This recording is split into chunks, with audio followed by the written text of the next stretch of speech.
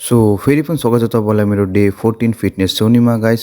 आज चाहिँ म तपाईँलाई के भन्न चाहन्छु भनेपछि जो यस्तो सोच्नुहुन्छ जो कि म गरिब छु, म चाहिँ गरिब घरमा पैदा भएँ या मेरो बाबुआमाले त यार पैसावाला भएनन् भन्ने जो दोष तिमी आफ्नो बाबुआमामाथि दिइरहेको छौ त्यो दोष चाहिँ तिमीले आफूमाथि दिनुपर्ने हुन्छ।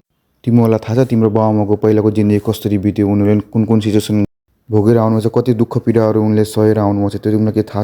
उनीहरूको पनि सोच छ कि भाइ हाम्रो जिन्दगी त यस्तो भयो तर मेरो छोराको जिन्दगी यस्तो नहोस्। अब मेरो छोरो छ, मेरो छोरो चाहिँ भोलिको दिनमा भविष्यमा के हाम्रो लागि गर्छ, संसार देखाउँछ भन्ने उनीलाई एउटा आश हुन्छ।